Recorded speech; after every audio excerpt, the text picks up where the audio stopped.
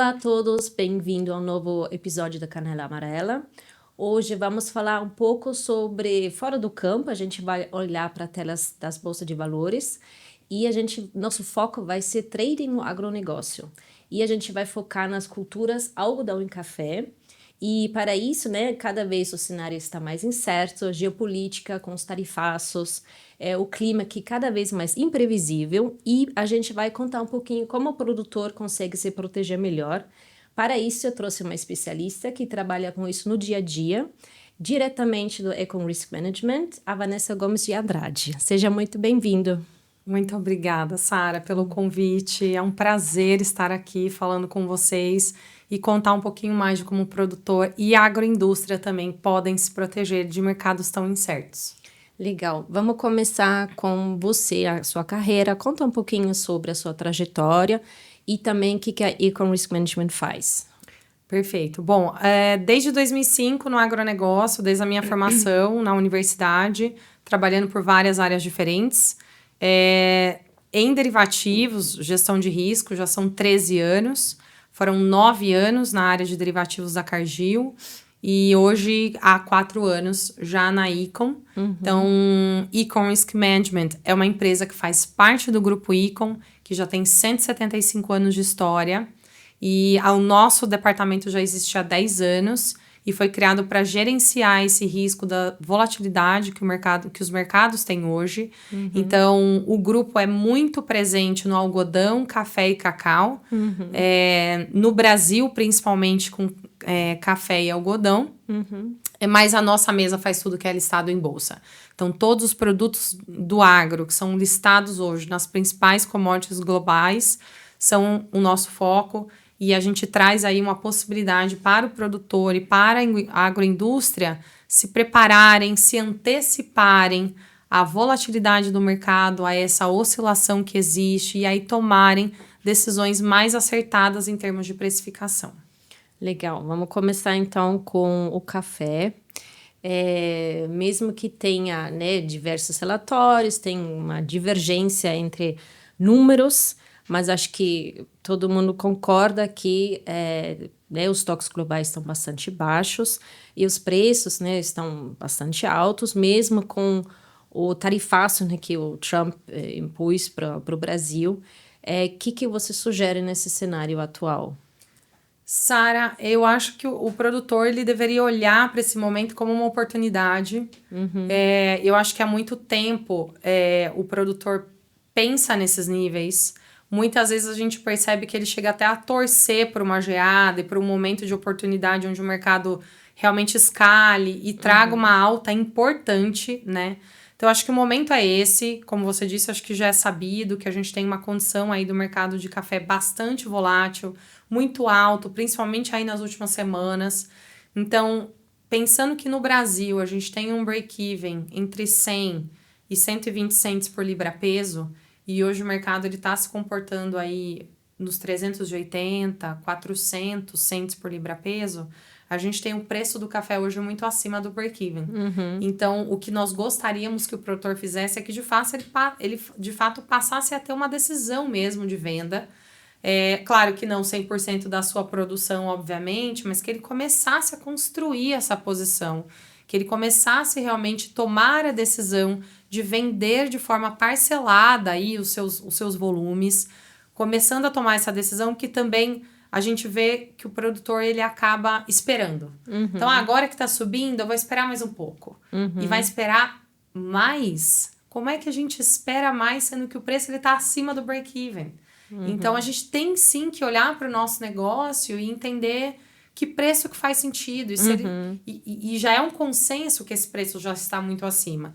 Então, hoje existem vários mecanismos à disposição do produtor, que ele pode tanto comprar um seguro, comprar uma opção lá na frente, na próxima safra, para ter esse seguro, para ter essa garantia de que ele vai conseguir manter esse preço bom de hoje. Se o mercado cair, ele está seguro.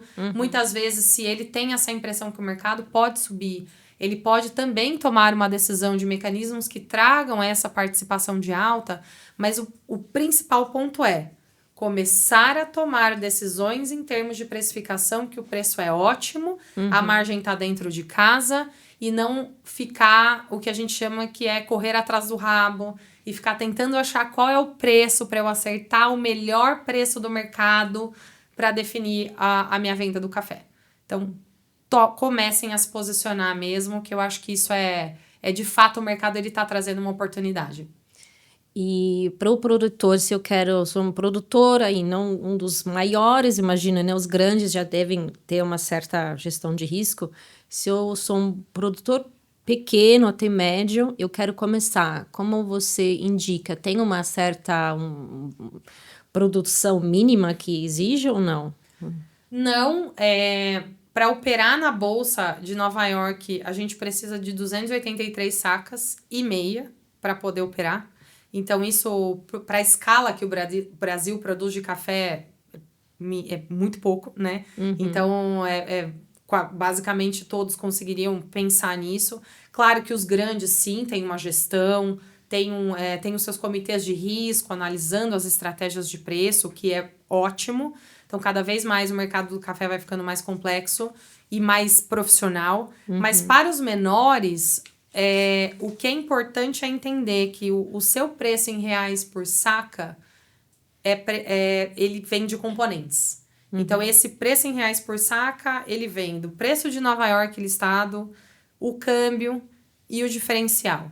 Então, a partir do momento que o produtor começa a olhar para o produto dele e entender que a formação do preço dele ele vem por componentes, as decisões começam a ser mais estratégicas desse preço. E os mecanismos são vários, tem do mais simples aos mais complexos. Existe muito material hoje à disposição.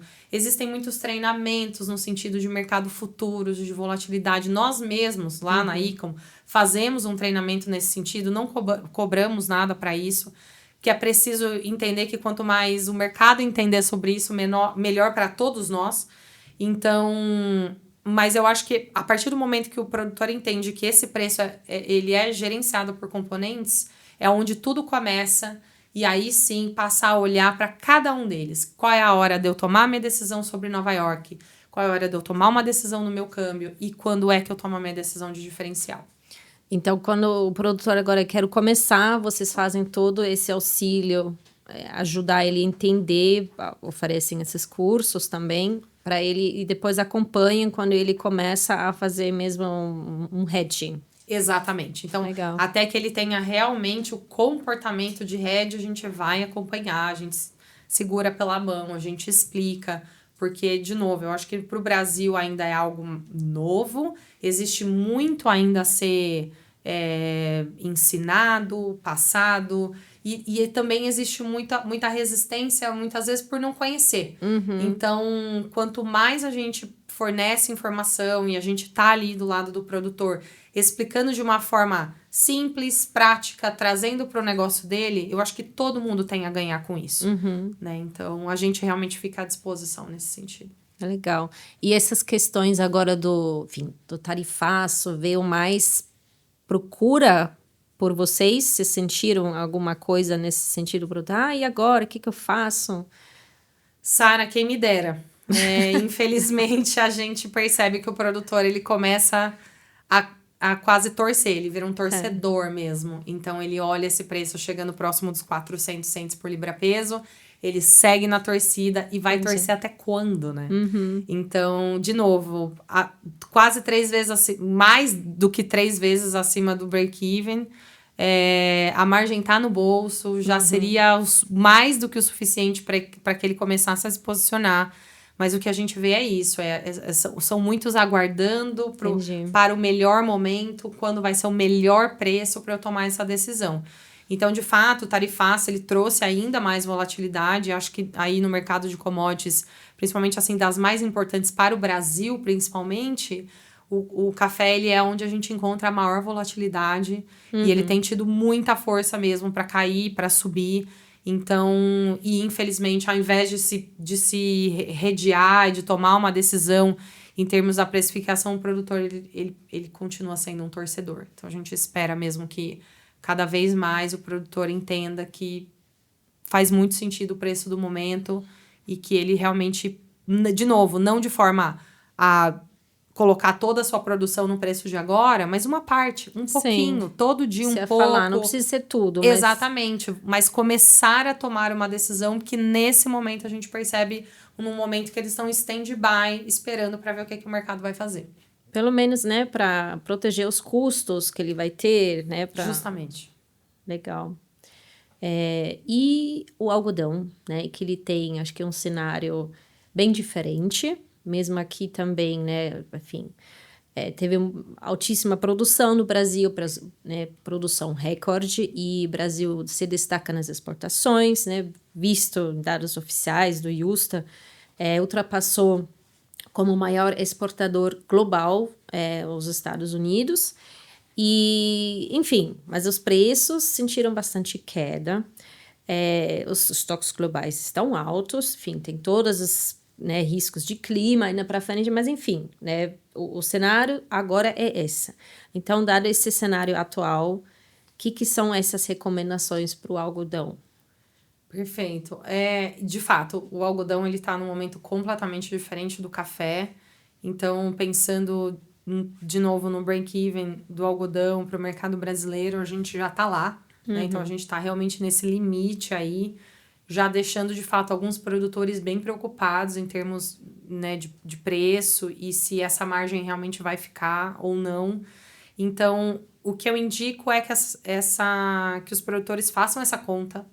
Eles tentem entender que preço é esse. Então, dependendo de onde nós perguntamos, se é Mato Grosso, se é Bahia, tende a ficar entre 68 e 70 cents, 71 cents por libra-peso.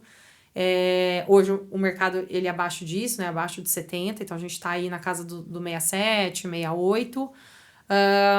Então, o ideal é que eles realmente montem um plano mesmo dessa precificação, né? Então, ao contrário do que acontece no café, o produtor de algodão, ele tende a ser mais estruturado. Então, ele já olha mais para o mercado futuro, ele tem um pouco mais desse conhecimento, da importância dele tomar decisões tão mais antecipadas. Então, eu vejo que esse ano, muito fora, assim, nada típico, eles demoraram muito para tomar a decisão para precificar o dezembro 25, porque o mercado cedeu muito além do que se esperava. Apesar de nós termos tido uma oportunidade recente, de meses atrás, onde a margem ela estava dentro do bolso, onde o preço estava acima do break-even. Então, de novo... Aguardaram demais. Esperaram demais. Então, é isso que eu acho que o produtor deveria se atentar agora. Ficar realmente muito atento às oportunidades que o mercado vai dar. Existem mecanismos de derivativos hoje que podem ajudar nesse sentido. De novo, derivativos, dependendo do produto que se faz, proporcionalidade que é importante.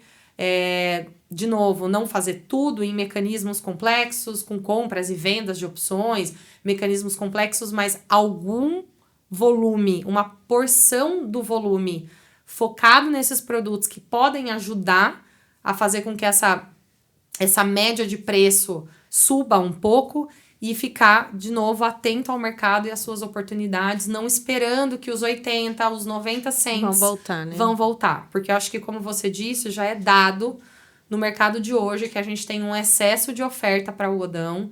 Então, tá na hora do produtor entender que ele precisa mesmo fazer a conta dele e cada um tem a sua conta, não é a do vizinho, não é igual a minha. Sim. E eu realmente começar a tomar a decisão para proteger o meu negócio. Deveria pensar agora, se cair mais abaixo do meu break-even, o que acontece comigo? O que é pior, né? Se eu, pelo menos, travo uma parte que me protejo e o resto, tá bom, a gente talvez poderia aguardar.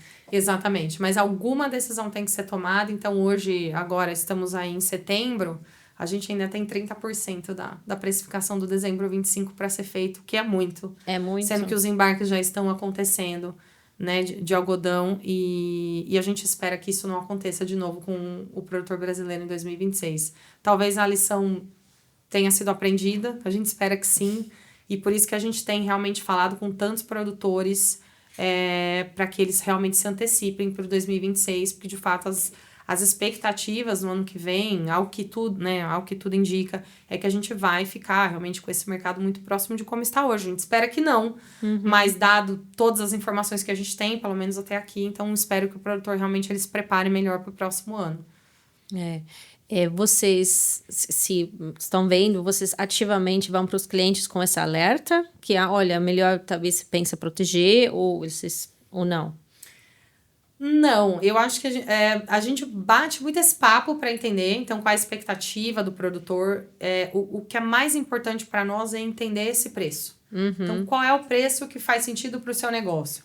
Então, principalmente como um time de uma mesa de derivativos que faz tudo que é listado em bolsa, é um pouco impossível para nós que a gente controle tudo, que a gente tenha informação de todas as commodities. Então, a gente opera açúcar, cacau, óleo de soja, farelo, soja, milho. Então, é impossível que a gente tenha realmente controle sobre todas as informações. Então, por isso que a melhor forma da gente trabalhar é sempre perguntando que preço é e qual é o perfil de hedge do cliente. O que é que você busca para o seu negócio? O que é que vocês estão preocupados? Qual é a sua dor? O que é que a gente está tentando nesse trabalho de precificação? O que a gente está tentando buscar?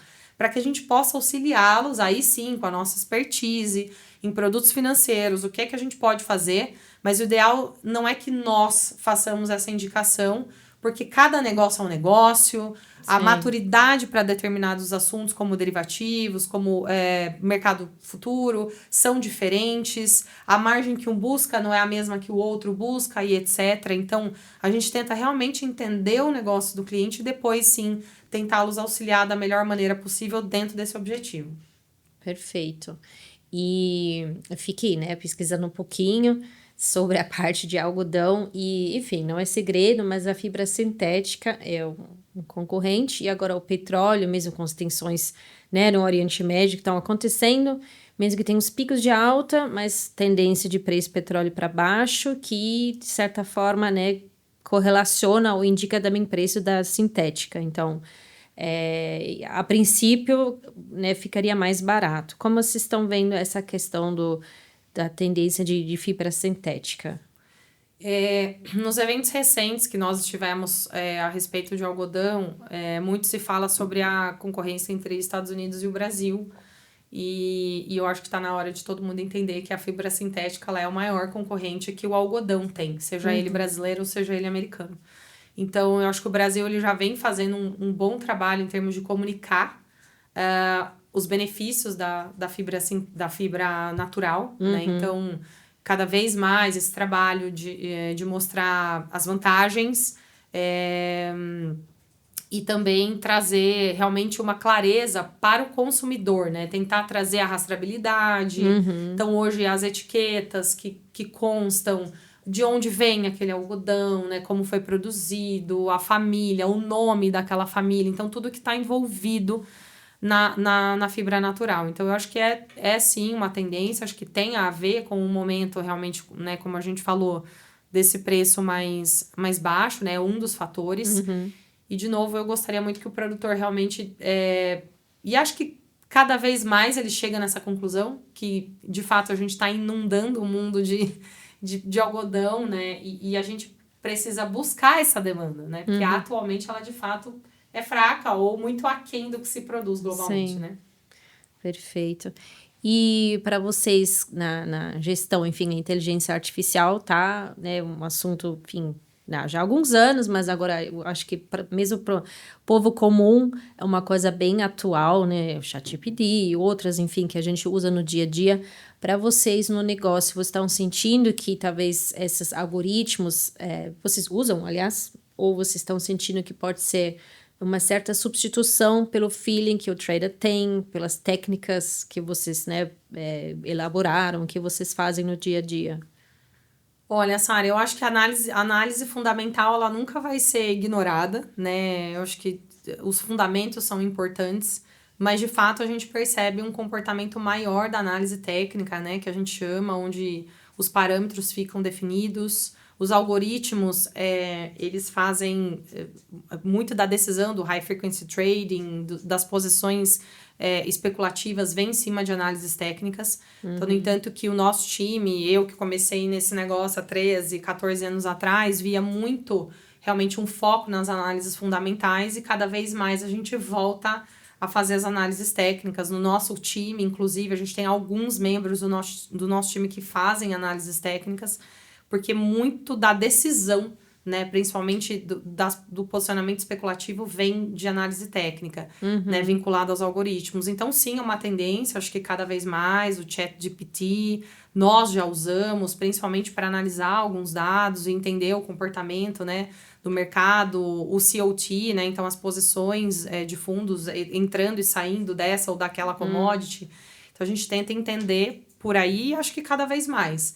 Mas, de novo, eu, como uma entusiasta desse mercado, gostaria, né, que os fundamentos eles preservassem, né? E, de fato, eles têm um peso, mas, infelizmente, a gente tem cada vez mais a presença da presença especulativa, né, nesses mercados. Então, infelizmente, eles estão mais distantes dos fundamentos e vão acabar olhando mais para as questões mais técnicas e por inteligência artificial.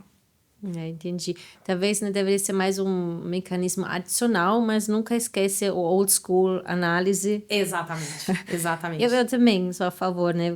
Para mim, a gente está usando, deve ser uma ajuda, algumas coisas ainda, né? Enfim, eu ainda anoto coisas no caderno, né? Eu nem... Exato. Eu também. Eu gosto de escrever mesmo. Enfim, talvez isso pode ser substituído, né? Mas eu também, né, quando a gente faz até análises de projeções, não sei o quê, as análises técnicas, né, que o algoritmo faz, às vezes não consegue ainda entender todas as partes dos commodities, sentindo, né? Que tem fatores que ele vem calculando e se você sabe como faz, você consegue até, né, um pouquinho mudar de forma como você acha, né? Legal. Então, o mundo, né, tá cada vez mais imprevisível. Enfim, o agronegócio é coisa de emoção, né? Nunca um ano é igual, né? Sempre tem alguma coisa acontecendo. Agora com o Trump, acho que voltou mais incerteza, enfim, não só ele, mas o que está acontecendo no mundo. Então, dado né, essas mudanças climáticas, riscos né, geopolíticas, as guerras né, em geral que tem, que a gente, né, o produtor, enfim, todo mundo consegue fazer para se proteger mais? Perfeito. Eu acho que aí a gente tem que entrar no comportamento mesmo, né, de gerenciamento de risco. Então, como é cada vez mais difícil prever, e de fato a gente não tem uma bola de cristal, né? Por mais que muitos indicadores apontem para cá ou para lá, a gente até brinca lá no escritório muitas vezes que, nossa, a gente estava conversando agora sobre esse mercado específico e aí de repente o mercado foi pro outro lado, né? Então, de fato, fica cada vez mais difícil a gente prever. Então, sendo assim, o comportamento de gerenciamento de risco, essa conduta é muito importante.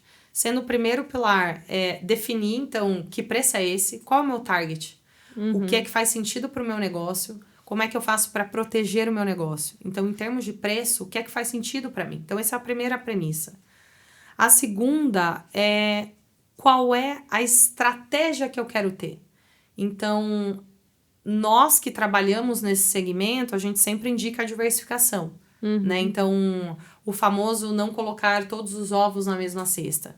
E é isso, ele é uma frase clichê, mas que funciona muito bem. Então, a partir do momento que a gente entende que preço é esse, quais são as estratégias que eu quero adotar? E tratar do meu preço como um portfólio mesmo. Eu tendo o controle na minha mão dessa precificação. Então, adotar diversas estratégias em momentos diferentes. E o terceiro ponto é gerenciar isso. É fazer uma gestão ativa do meu preço. Então, nem se apaixonar por essa posição. Uma vez que eu tomei uma decisão, eu vou me manter com ela até o final. Não, por que não? Por que eu não posso revisitar essa estratégia em algum momento? Desde que ela respeite o meu pilar de manter a minha margem dentro de casa, eu posso fazer uma gestão mais ativa e saber controlar essa minha posição. Então, hoje, quando a gente faz os treinamentos de gerenciamento de risco, de derivativos, uma boa parte do nosso tempo é falando do comportamento mesmo, do que é olhar para o preço de forma estratégica e realmente tomar uma decisão, né? Então, muitas vezes, a gente percebe que o preço, quanto mais alto, melhor. No caso do produtor, né? Da agroindústria, quanto menor, melhor. Tá bom, mas vamos entender o que é que faz sentido, qual é o portfólio das estratégias que eu quero ter e como é que eu vou gerenciar isso de forma ativa, de forma eficiente, para que lá no final eu tenha o resultado que eu preciso. Senão, o que a gente acaba gerando de novo, torcida. A gente torce para que o mercado suba mais, para que, quem sabe, a minha margem chegue. E como você disse, o mercado agro, ele realmente tem muita emoção. A volatilidade hoje, ela tá aqui. O mundo inteiro tá olhando para commodities. Os fundos de investimento estão olhando para commodities. Então, a gente tá no centro. E para quem tá exposto, quem tem 100% do seu negócio exposto nesses produtos, seja produzindo a commodity, ou seja, consumindo, ele tem que estar muito atento, porque para que aquela margem saia pelo ralo é muito fácil. Porque tem muita gente que não tem a ver com esse business tomando decisões. Então, é por isso que cada vez mais eu preciso me antecipar. Então, eu acho que não existe uma receita, mas existe tomar uma decisão em termos de o que é melhor para o meu negócio e estabelecer esses pilares. Então, acho que eu diria que é isso. Não tem como adivinhar, mas tem sim como ter um gerenciamento prudente da minha precificação. E que vocês falam na escola, que seria o pior comportamento possível? O mais risk-averse ou aquele que tá na torcida? Nossa, uma boa pergunta, Sara. Eu não sei o que é pior. Depende da situação. Mas de fato as duas situações são muito ruins. Porque o risk-averse, ele também traz aquele comportamento de... Eu sou... no Brasil, a gente ouve muito... Eu sou conservador demais. Então, por isso, eu não tomo uma decisão. Eu só vou precificar minha commodity da mão pra boca, porque eu tenho medo. Então, eu sou risk-averse total. E aí, a contrapartida é ser o torcedor, né? Então, eu realmente sonho com o momento que a gente vai olhar e para esses produtores todos, e você deve concordar comigo que nós somos uma potência em termos de volume, né? No Brasil, as nossas dimensões são tão incríveis e é muito frustrante ainda que muito da gestão desses negócios ainda seja nesses extremos. Ou eu não tomo decisão nenhuma, ou eu tomo a decisão de forma, enfim, como uma torcida, como um mero... indo nesse fluxo, vamos dizer assim, como se eu não tivesse esse controle mesmo do meu negócio na minha mão, né? Sim. Então, eu definitivamente, é uma boa pergunta e eu não sei o que é pior, porque as duas coisas são muito ruins. Vocês também, às vezes, né, devem ir para os Estados Unidos para ver. Você sente que o produtor lá tem um perfil diferente? Ele é mais maduro, com certeza. Ele é mais maduro? Com certeza. Por que será? O que é diferente? Tipo, a gente cresceu rápido demais, sem conseguir acompanhar? Difícil saber, mas definitivamente essa é uma delas. Eu acho que o Brasil, ele fez um ótimo trabalho em termos da dimensão mesmo, do que a gente conseguiu conquistar, né? Em termos de volume de produção, para todos os lados, né? Seja na soja, no milho, no algodão, no café, etc, etc. A gente realmente tem um papel muito importante globalmente em termos de volumes, mas eu acho que os Estados Unidos, eles saíram já muito na frente em termos da gestão, né? Então, o Brasil ainda tem um pouco daquele comportamento de que, eu cheguei aqui assim, né? Eu tô nesse negócio há 50 anos, a minha família fundou esse negócio há 100 anos e nós chegamos até aqui. Sim. Então, por que é que eu preciso mudar? Então, existe uma resistência a essa mudança. E acho que momentos como esse, como é o que está acontecendo no algodão, por exemplo, quando o preço vem tão para baixo que, de fato, ele faz com que o produtor, principalmente, ele tenha que ficar fora da sua zona de conforto. Que ele tenha que começar a entender o que é que eu tenho que fazer de diferente. Então, muito vem dos profissionais que vão chegando nessas empresas e ajudando nessa gestão. Muitos são os filhos, os netos. Então, as sucessões que vão chegando nesses negócios também vão trazendo esse olhar mais profissional. Então, de novo, não é que o que foi feito até aqui está errado, de forma nenhuma. Sim. Mas que, de fato, a gente precisa entender que o mundo ele é diferente hoje do que é 50 anos atrás. Sim. Isso é com certeza. E a gente precisa seguir nessa tendência. A gente precisa continuar sendo vanguarda, né? Então, ainda há uma resistência no Brasil, mas o americano, sim, na frente. Mas eu acho que a gente vai chegar lá, eventualmente. Eu acho que o Brasil, cada vez mais, ele vem entendendo, o brasileiro, né, no geral, de que a gente precisa acompanhar tudo que está acontecendo no mundo, os impactos que tantas coisas seja a questão geopolítica, os líderes globais, a importância e o tamanho da proporção que as coisas tomam quando isso ou aquilo sai do lugar.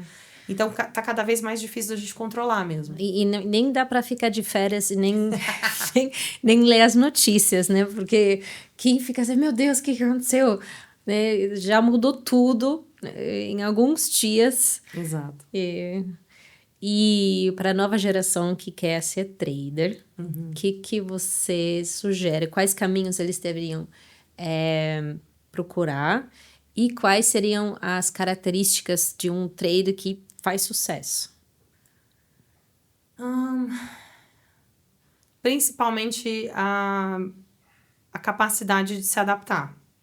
O agro, ele traz uma novidade todos os anos. Então, uma safra, ela nunca é igual à outra.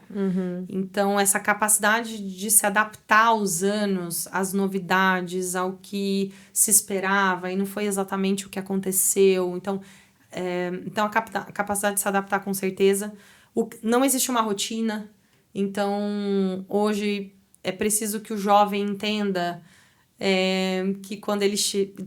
Talvez ele trabalhe das 9 às 6. Mas muitas vezes não. Talvez ele trabalhe menos ou mais. Que ele seja exigido coisas novas, repentinas. Buscar essa informação, ter essa criatividade. Tem que ter sede de informação. Ter sede de informação, de relacionamento. Eu acho que hoje a gente tem muito essa dinâmica do online, né? Tudo a gente fala ou pelos aplicativos, ou pelo WhatsApp, ou pelas redes sociais, mas ainda é muito importante esse relacionamento. Ainda mais brasileiro, né? Que gosta. Isso. Então, e eu vejo que os mais jovens ainda hoje têm um pouco, né? Resistem um pouco a essa coisa de estar perto, do presencial, de estar ali, vamos sair para almoçar, vamos conversar, vamos tomar um café. O quanto nas conversas a gente gera muito conhecimento, muito relacionamento, negócios, etc. Então, acho que a capacidade de se adaptar, buscar realmente informações de forma rápida, de forma... Tudo bem que hoje o ChatGPT e tantas outras, né? A inteligência artificial no geral, mas é buscar e tentar realmente ligar os pontos mesmo. Que muitas vezes eu percebo que eu consigo buscar essa informação. Tá, mas o que ela te diz?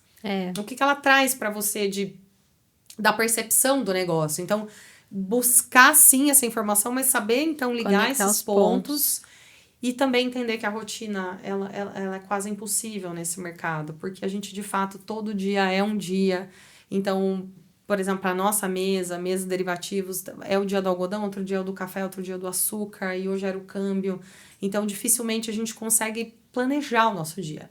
Isso traz muita ansiedade, muitas vezes, né? Então, acho que saber transitar nisso tudo enfim, é importante. É bastante coisa, mas enfim. Vocês, aliás, de manhã, quando vocês chegam na mesa, tem, tipo, a gente chamava anteriormente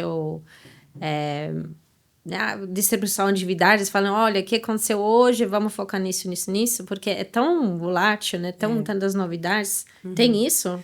Tem, a primeira coisa que a gente faz é ligar o terminal, né? Então, a gente já tem nos nossos celulares, por exemplo. Então, a gente já sai de casa sabendo como tá, né, o dia.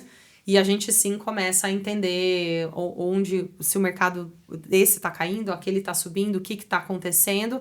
A gente tenta ali na nossa primeira hora se informar, né, o máximo que a gente pode para ir começar a conduzir realmente as conversas com os clientes.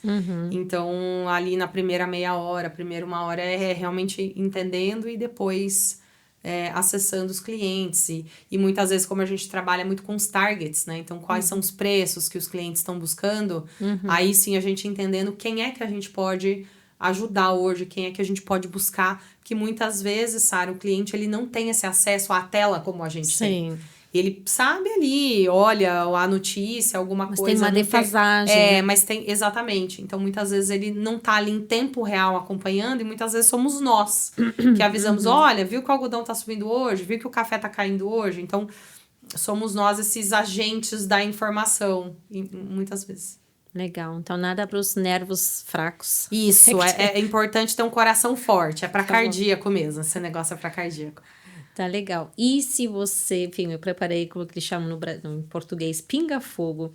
Elege um fator que vai determinar nos próximos 12 meses as regras para o café e algodão, que seria clima, geopolítica ou macroeconomia. Enfim, aqui é mais o dólar, eu acho. E aí, para café e algodão?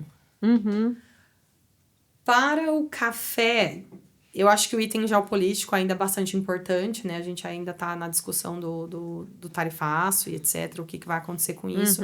Mas o fator clima, ele é muito relevante, acho que tal qual, muito importante mesmo. Tem tido impacto grande, principalmente nessas altas recentes aí. Então, o café, acho que geopolítico e clima seria até difícil decidir por um dos dois. Agora, o algodão, certamente geopolítico. Acho que a questão, principalmente a próxima safra, aí 12 meses já está um pouco dado. E acho que geopolítico é o nosso principal ponto aí. Legal. Então, turma, espero que vocês aprenderam bastante. Vanessa, mais alguma palavra final? Só agradecer pela oportunidade.